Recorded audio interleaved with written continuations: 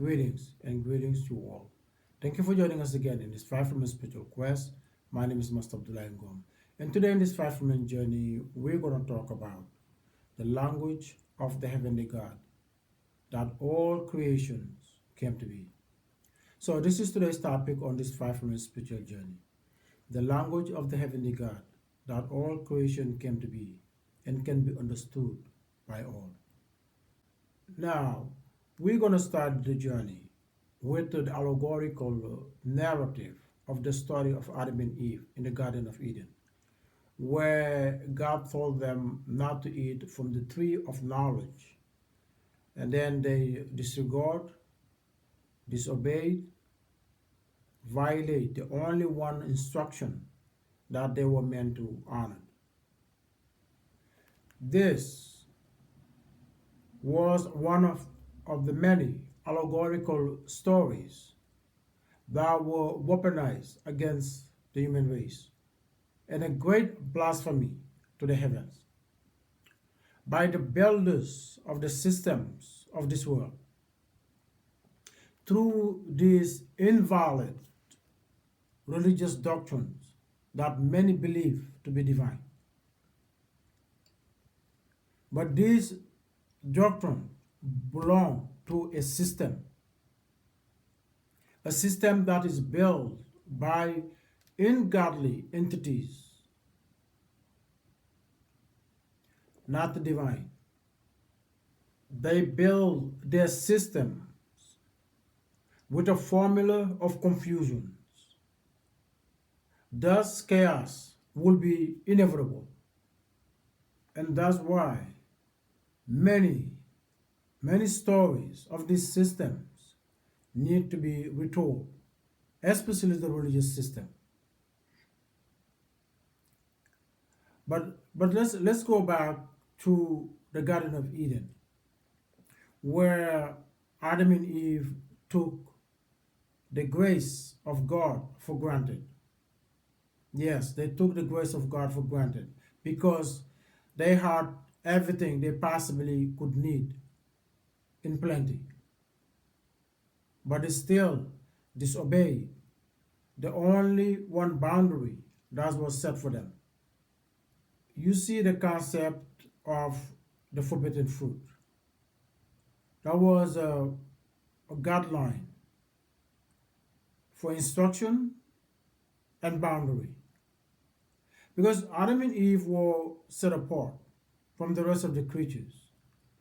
Because humankind were meant to expand to the earth at large, as well as to be the guardians of other creatures, meant to care for them. You see, the earth itself was already heaven on earth before Adam and Eve were created. A earth with plenty. So Adam and Eve inherited earth of plenty. But they have to start somewhere before migrating, before expanding. That was the purpose of the garden. And this is the thing. When you have a destination to follow, able to follow instruction become necessary. And when resources are equally distributed or meant to be equally shared, boundary become crucial for one not to exceed their portion or to violate others' portion. So boundary become necessary. And this was the concept of the forbidden fruit. This was the two pillars that is so crucial then and is still crucial now. Still crucial now. Because the violation of these two pillars is what led humankind till this very moment fighting over anything and everything. There's no boundary. Everyone is willing to cross their boundary to take somebody else's portion, to take somebody else's land, to take somebody else's house, to take somebody else's even clothing. As it was relevant then in the Garden of Eden, is relevant now in our modern time. And the consequences of violating it from the beginning, the same consequences is our reality. That's why this moment in time is extremely crucial, beyond measure, for the human race. Because humankind have taken the grace and the mercy of God for granted from the beginning of time. And now there was only one chance left. One chance only. For the human race not to descend to disgrace as a race.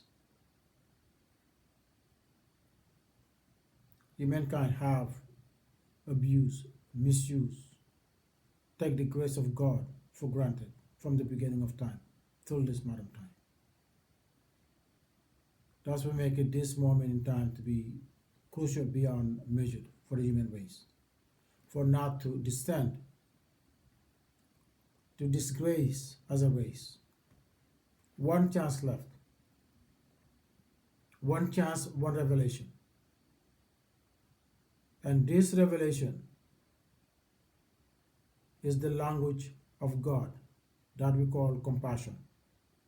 Only one left for the humankind, not to end their story as a disgraced race who walk this earth like their predecessors, who are now in a desolate reality, a God-forsaken reality. And humankind is walking on the same path.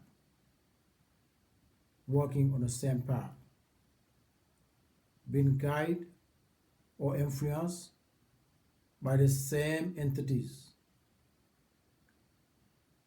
same ungodly entities who are the formula of all this chaos that are leading humankind to the same path that doomed them. That's why this moment in time is so crucial for the human race. It's so crucial for the human race. In the Garden of Eden, Adam and Eve were given one instruction to live by. Today, the descendants of Adam and Eve are given one revelation to live by. A revelation that called compassion, which is the language of the heavenly God.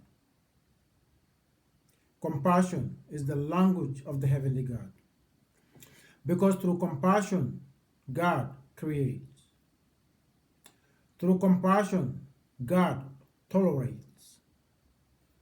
Through compassion, God forgives. Let me repeat that. Compassion is the language of the heavenly God. Because through compassion, God creates. Through compassion, God tolerates. Through compassion, the heavenly God forgives. And the descendant of Adam and Eve is being given one revelation to live by, which is the language of the heavenly God, which transcends beyond all barriers. A language that the deaf can hear, the mute can speak, the blind can read when it's manifested. Go beyond the barriers, the difference of religious affiliations. Go beyond the difference of cultural traditions. Go beyond the difference of political point of view. go beyond the barriers of age, race, gender, nationality, human and non-human. One virtual and the only one there is, compassion, is the language of the divine, in which all creation were created by compassion. Without compassion, no living being, no existence will be. Without compassion, no human being, no living being will be walking in the face of this earth. The more powerful virtue of them all, compassion, and the only one there is. You see, many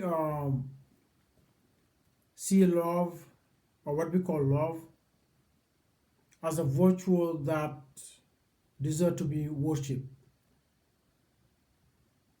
See love as the most powerful virtue. No, love is not. Love is a virtue of sentiment, not a virtue of strength.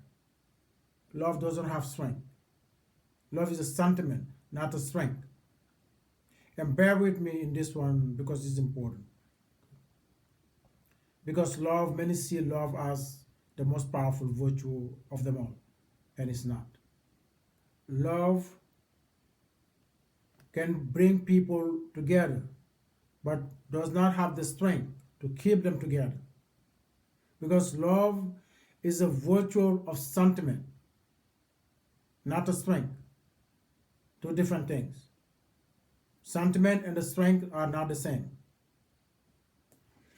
Love will make people express their sentiments to a lower level as you mean something to me, or I have feeling for you, feeling and something. To the ultimate level, I will die for you, or I'm willing to die for you. You hear people say that all the time. I will die for you. And all the between. That I will stay, I will love you unconditionally. I will stay by your side in good time and bad time till death set us apart. So on. Meaning till the end. They will stay with you in good time, hard time, till the end. So only death can put you apart. Married vow, right? That stay. Love makes people to say these things. But love doesn't have the strength to keep them together. Because simple as a dispute, all those heartwarming, sentimental vow or promises, simple as a dispute can shut them all. Simple as a dispute can shut it all. One who willing to die for you, simple as dispute, is the end.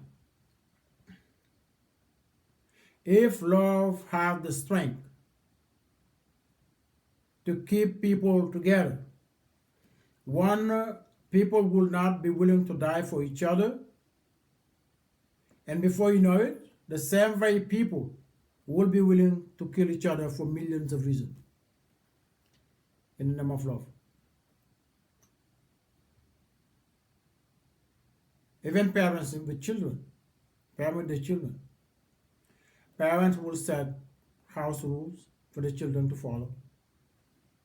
Children disobey, parents get annoyed, frustrated, dispute, erupt.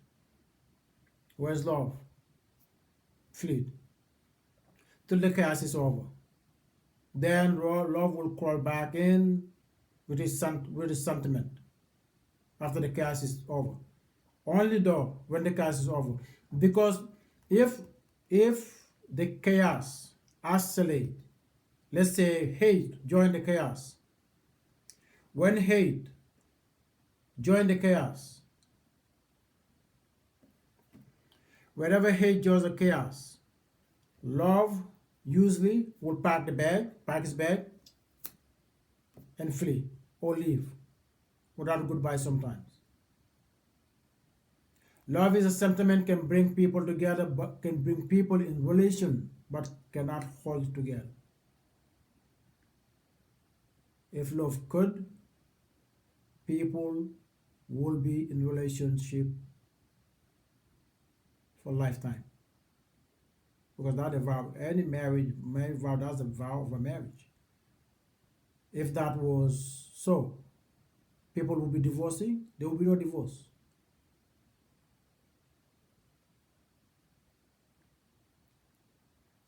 Love can even verbally or physically manipulate it. Love doesn't have the strength. Love can be verbally and physically manipulated. Because people say all the time, I love you, and then they don't mean it. People say that all the time. People abuse, take other people for granted in the name of love. People do that all the time. Abuse and misuse love.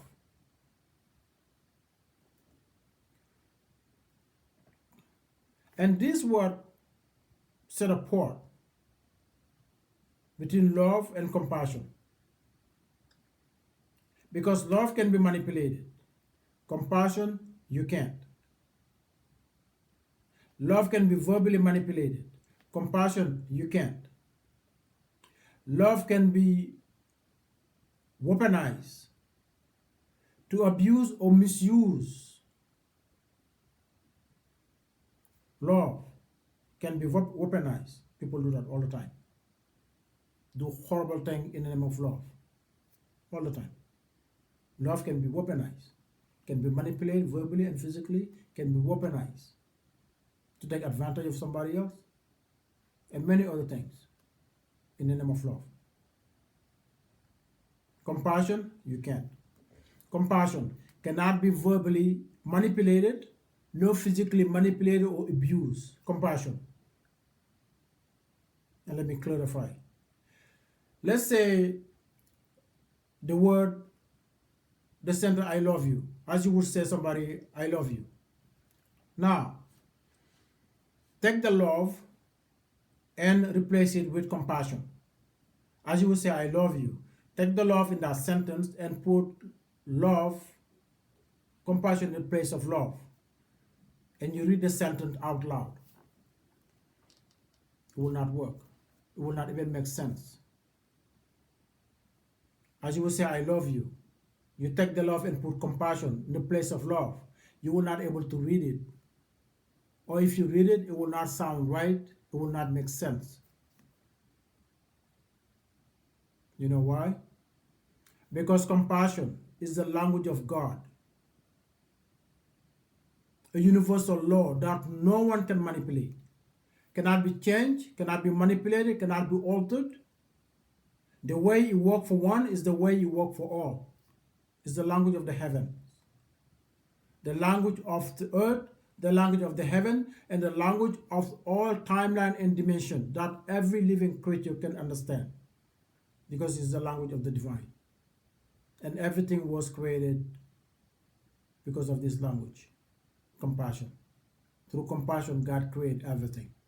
Through compassion, God tolerates more than. And through compassion, God forgives. The language of the divine. The only one there is, the most powerful of all the virtue. Compassion is the is the element to embody. When you embody compassion, is the closest you can be to God, the divine. Compassion is the closest you can be. When you embody compassion, that's the closest you can be to God. When you embody the spirit, the virtue of compassion, you're not gonna be like you're not gonna be a God, but you're gonna be a God-like. Let me repeat that. When you embody compassion, you're not gonna be a God. You're not gonna be a God, but you're gonna be a God-like. you going to be a godlike, because compassion is the true nature of God, the most powerful virtue of all virtue, the closest you can be to God, the closest anyone can be to God. Compassion, the only one there is. Only one there is. We talk about love now. Compassion is.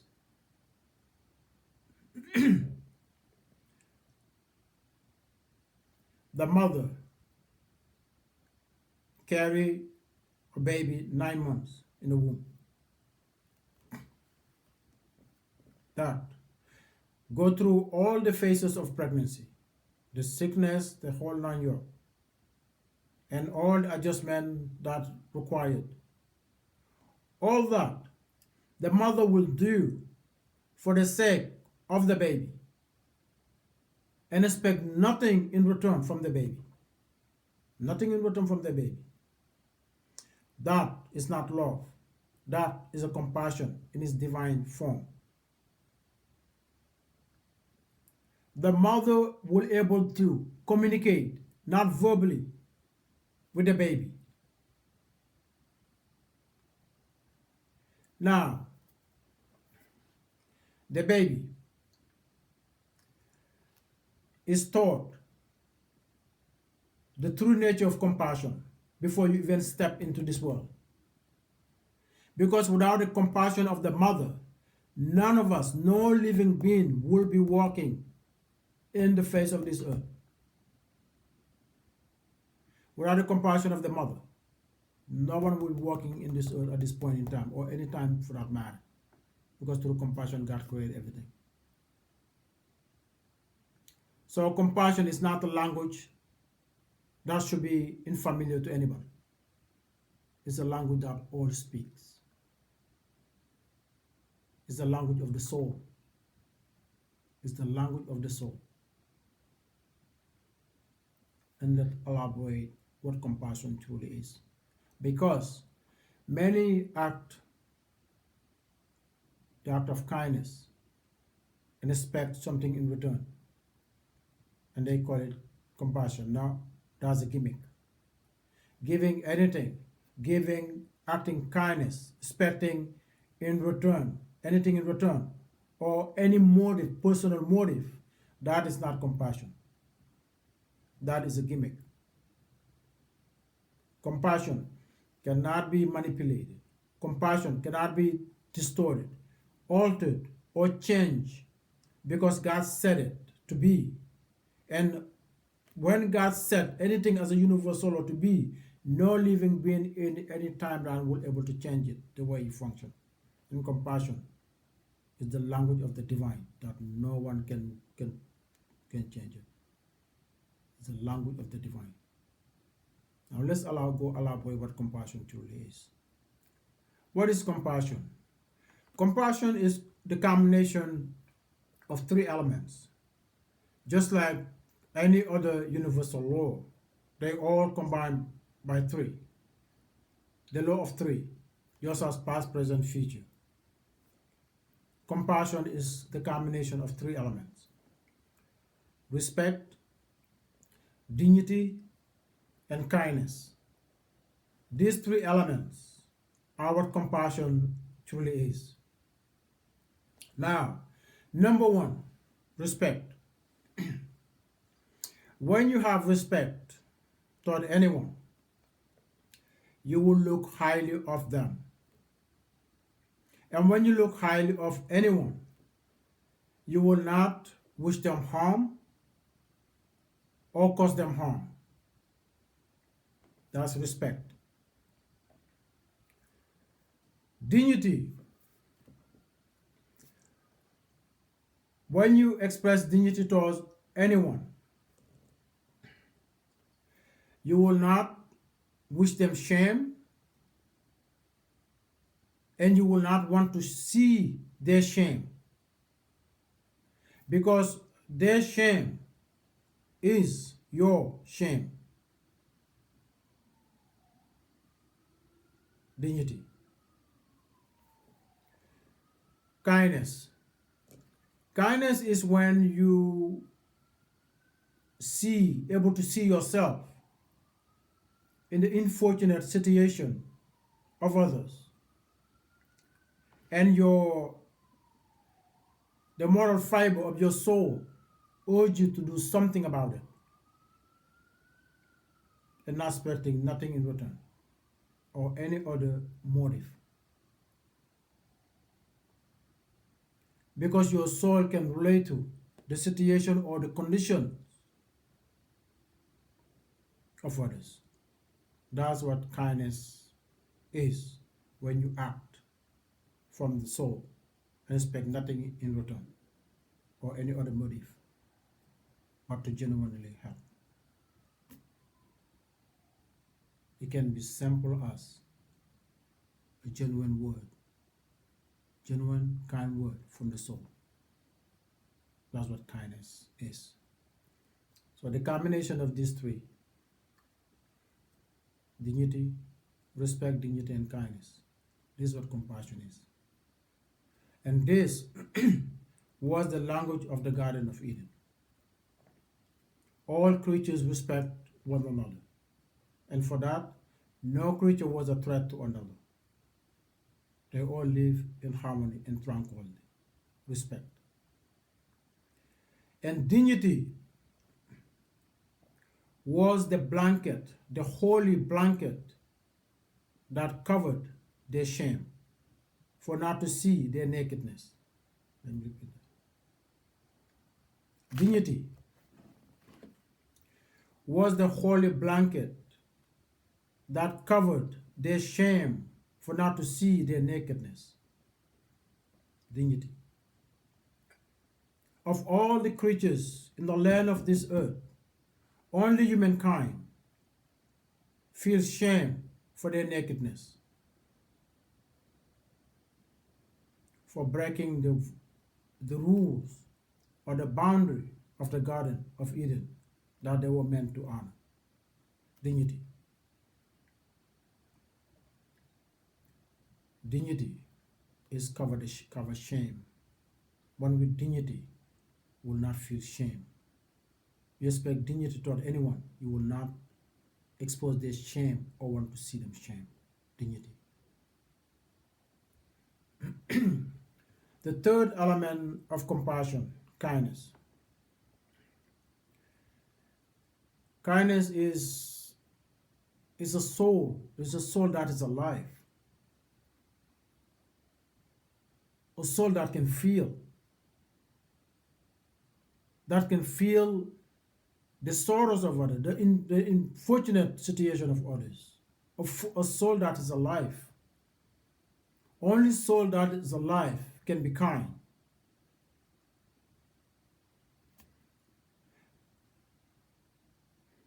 It's a soul that will never take pleasure for somebody else's misery. Never take pleasure for somebody else's misfortune. Because it's a soul that can relate to other souls. That's what kindness is. That's why these three elements: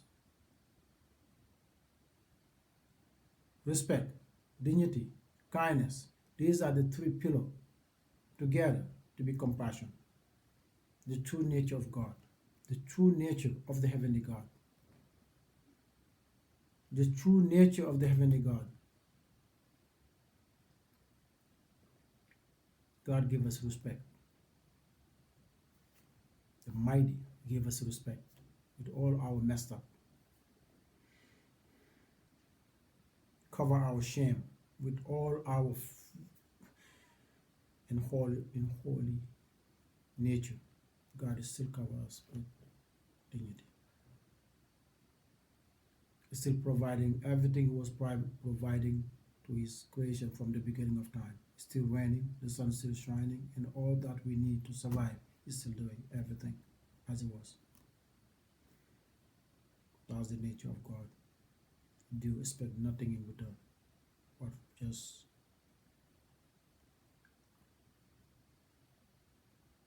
want us to reflect on His nature. Still giving a chance, giving humankind a chance to reflect God nature, to be God-like. That's why this revelation, compassion, should never take it for granted at this point in time.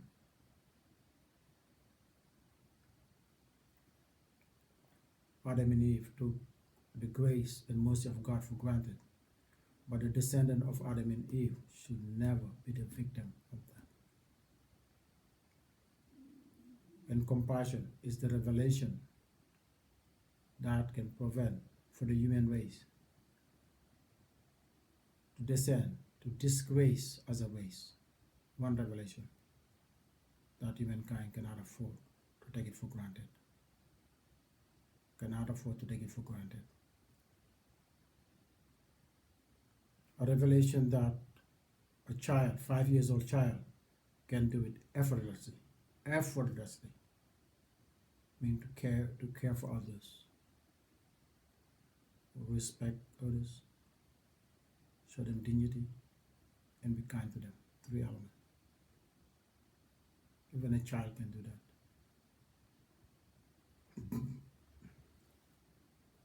But there are some hard-headed, knucklehead grown-up adult who will see this simple act of shooting other right as an impossible task to do. They will see that as difficult or impossible. They will say, how that can be? How can everybody respect everybody do? No, you do yours and everybody will do theirs. They will try to make it you do yours, let others do theirs. But I will say, how can everybody will do it? No, everybody will do theirs. You cannot do somebody else's, you do yours. And let others worry about theirs. These are the people. They always look others, what they have to do, not them. If you look at what you have to do, just do yours first. That's your prayer. You do yours. Let others do theirs. But their unwillingness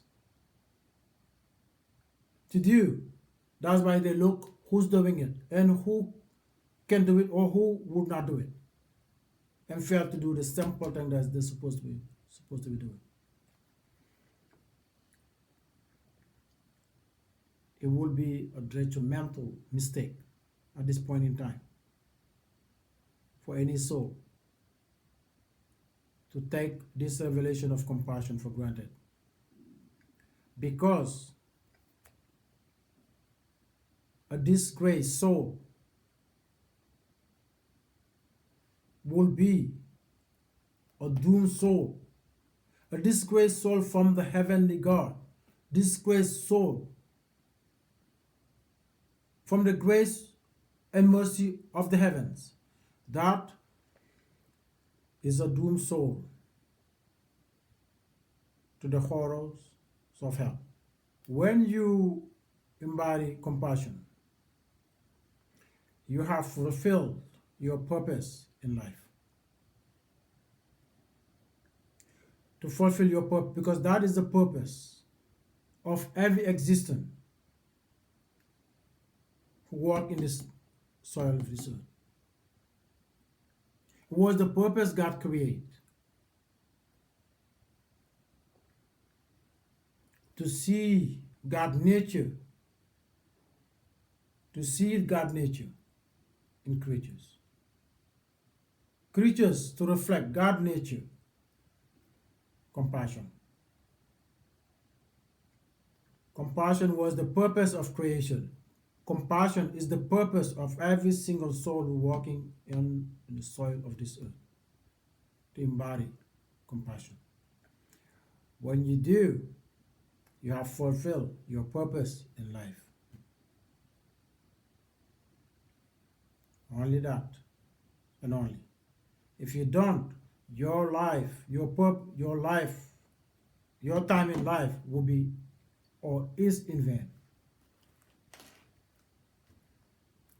When you manifest compassion toward one and all, to be compassionate toward all the creations of God, you have fulfilled your purpose in life. Only that. Because that's the purpose of every single soul who walk in this world. All these religious, senseless ritual, the humming, the singing, the murmuring, the dancing, and many of the mumbo jumbo are do people do as worshiping God.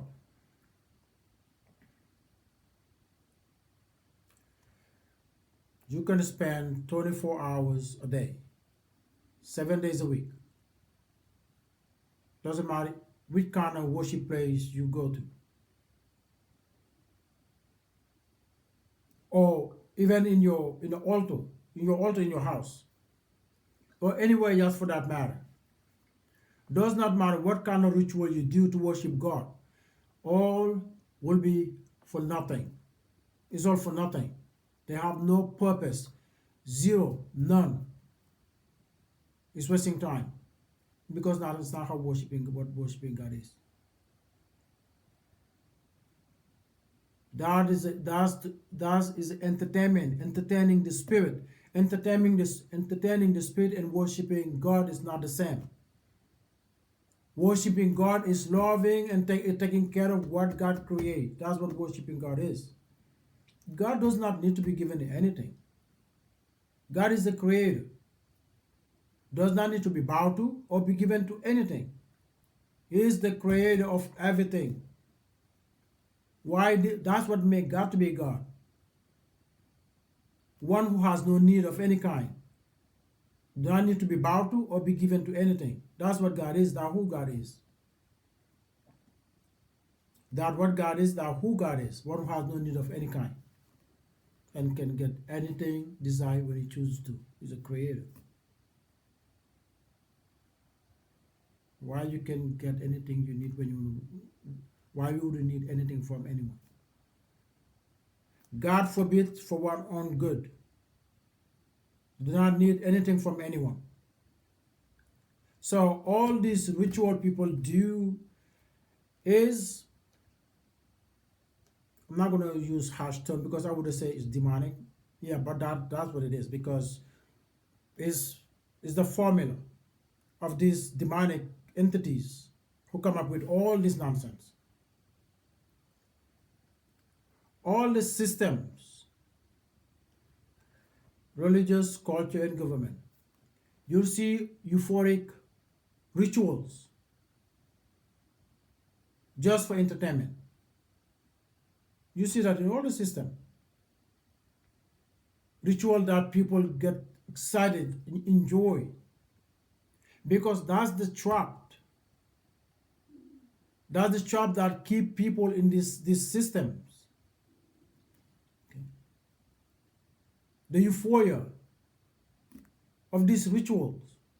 Same thing in the political field. Campaign is exciting. You go to cultures, same thing. Cultural ritual, exciting. Religion, same thing. Now they're dancing, music, all of it. Okay? They're not godly. They're not divine. And no, they're not for enlightenment. Doesn't matter what kind of ritual you do for worship. Even you have good intention of worshiping God, meaningless. Absolutely meaningless. Because God doesn't need that. God doesn't need that. Doesn't need anything from anyone. He asks you to be good to everyone. Anything else? Meaningless, purposeless, wasting time. Go pray long as you want. Shout long as you want. Mean nothing. You're not gonna get nothing from it. Not from from the heavenly God. You're not gonna get nothing out of that from the God of the heavenly God. How many people spend time in this religious praying? They got what they pray for from God? Wasting time. They're feeding the system. They're feeding the system, because this belongs to system, not God. This belongs to a system. That's why they're storing it to be told. They're not heavenly. These things is a spiritual casino, a spiritual joint, just like a real casino. Real casino, they gamble with resources, money. But here, in the structures, people roll dices of ignorance. Roll dice of ignorance. They roll dice of ignorance. Go to the structure, the board game of hypocrisy, betting their soul, putting their soul to play. For what? Exchange of what? Comfort. To be comfort.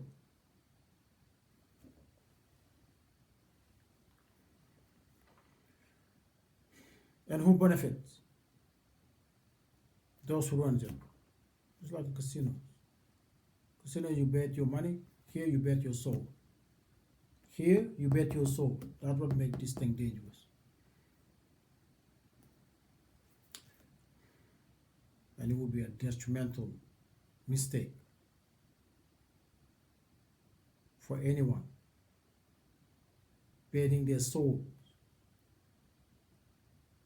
on the nonsense of this, the ideology of this nonsense,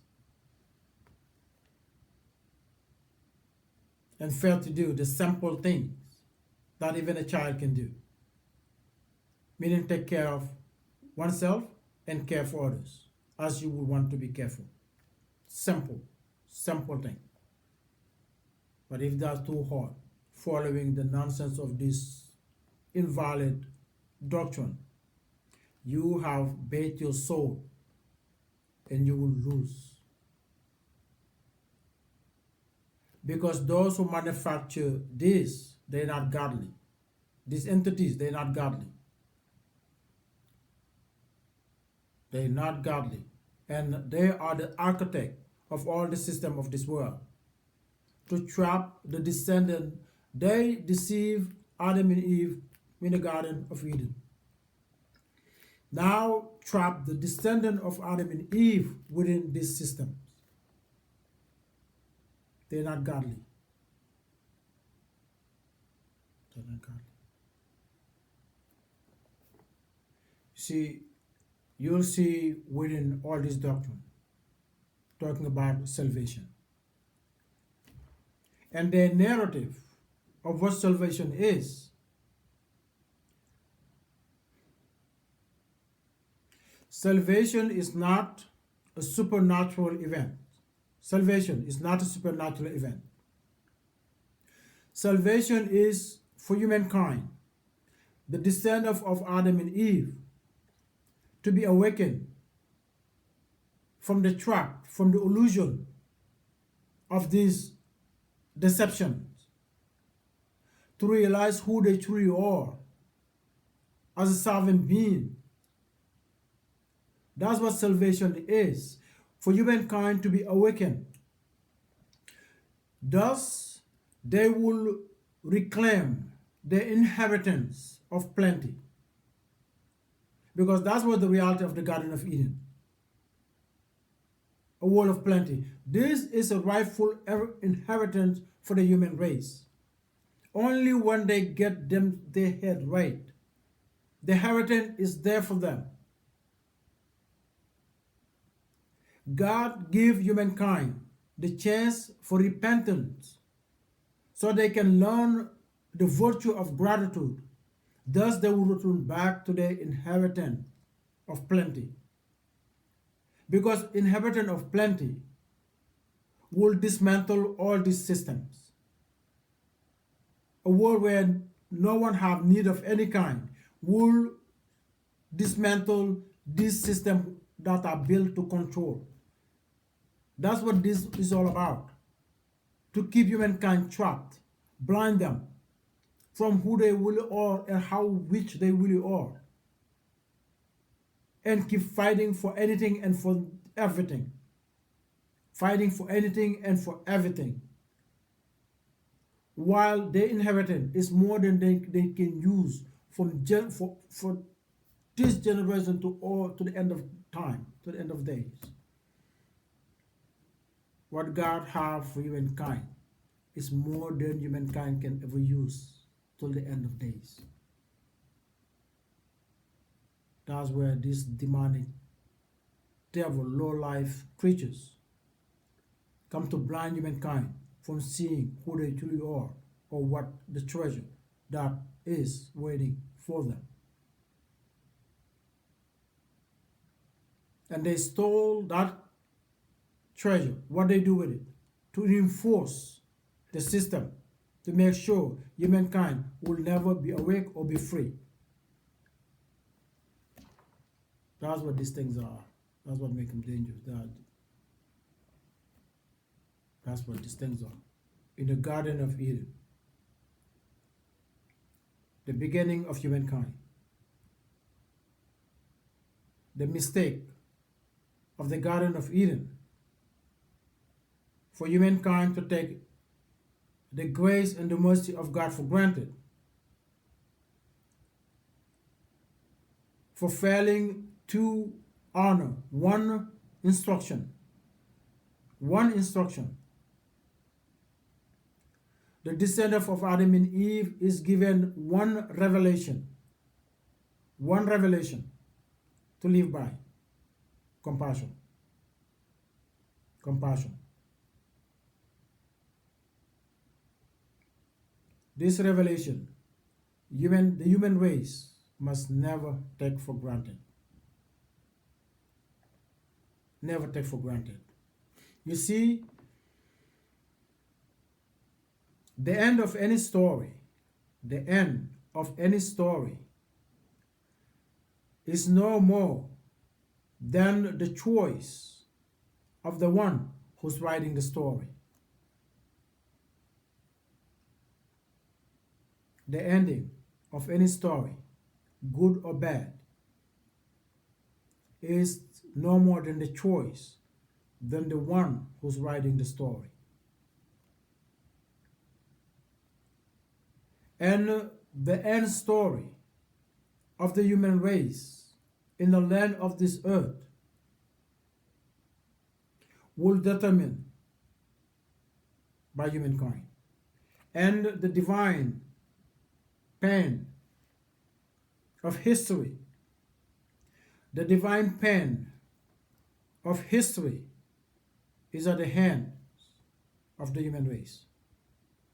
The divine pen of history is at the hand of humankind to decide how they would like their story to end. At this point in time, humankind has awakened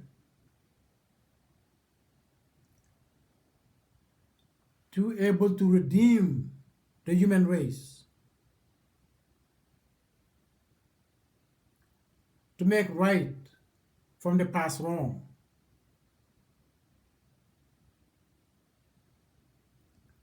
to set a path that will redeem the human race and earn them back their grace till the end of time. This human generation can do that, and they will.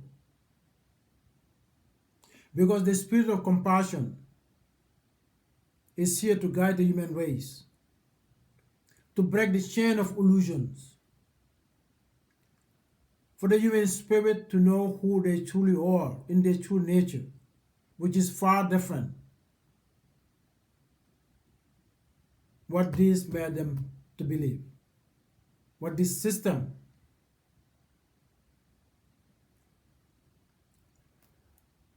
humankind will have to, with no choice, to inherit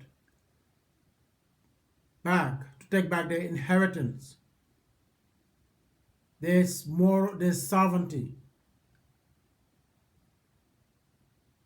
Humankind will take back their sovereignty, reclaim their sovereignty, and take back their inheritance from these demons.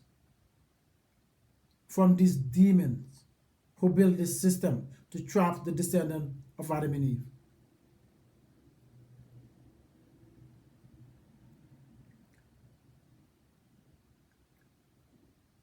The chain is already broken. The chains from the hand, from the spirit, and the soul is already broken. Is already broken. Now the pen, the divine pen of history is in the hands of the human race for how their story will end in the land of this earth, will determine by the human race, but not by these demonic entities. Not by these demonic entities, but by the human race. And when humankind knows who the God truly is,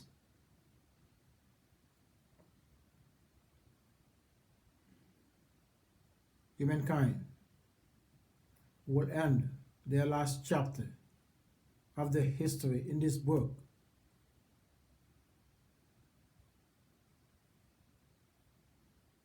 as a heaven on earth.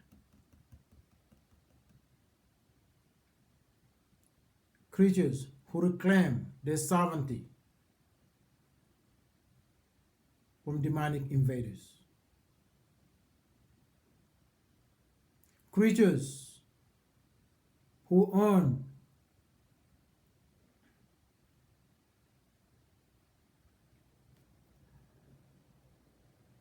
their place in heaven. Who earn their place in heaven. Creatures who redeem themselves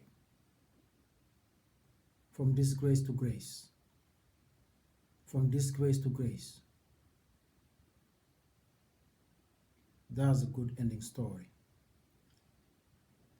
That is a good ending story for the human race. From disgrace to grace, that will be good ending story. And the pen is right here in the hand of every single one of us.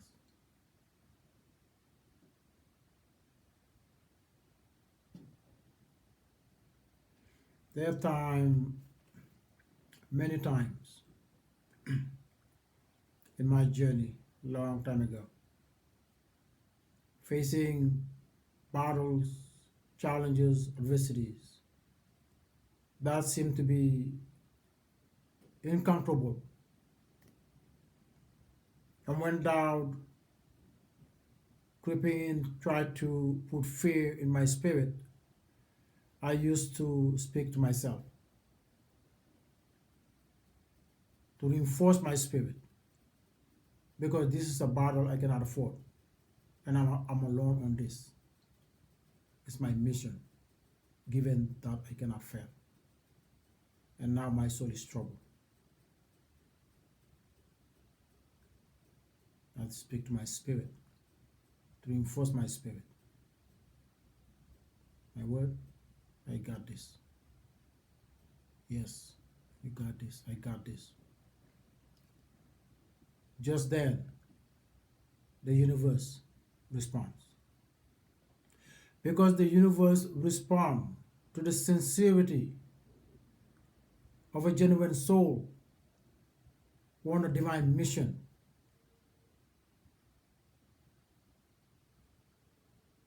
And for humankind to redeem themselves from disgrace to grace, that's a divine mission. That the universe will respond to that call whenever that call is made. So this is a call that every single soul walking this earth that they will have to make for the sake of their soul and for the sake or for the contribution, for the sake of their souls and as a contribution to the human race at large. Because the universe is ready to do what have never been done before for the human race. And the time is now. The time is now. A time that cannot be taken for granted. The time is now. So, humankind got this. Humankind got this. Well, the divine and heavenly angel surely do believe that. So humankind should believe it too. You got this. Beyond inexorable doubt. Beyond inexorable doubt. Beyond inexorable doubt. The human race will be redeemed to glory, honor and glory in the face of the divine. In the face of the divine. In the face of the divine. Because evil can never prevail. Evil can never prevail and will never prevail. So it's time for humankind to raise up, roll the sleeve, to reclaim their sovereignty and their inheritance of plenty, and make this earth as a heaven for all. Make this earth as a heaven for all. So I think I'm going to leave it here till next time. As always, be well and God bless. And we will see you next time. Thank you for tuning in.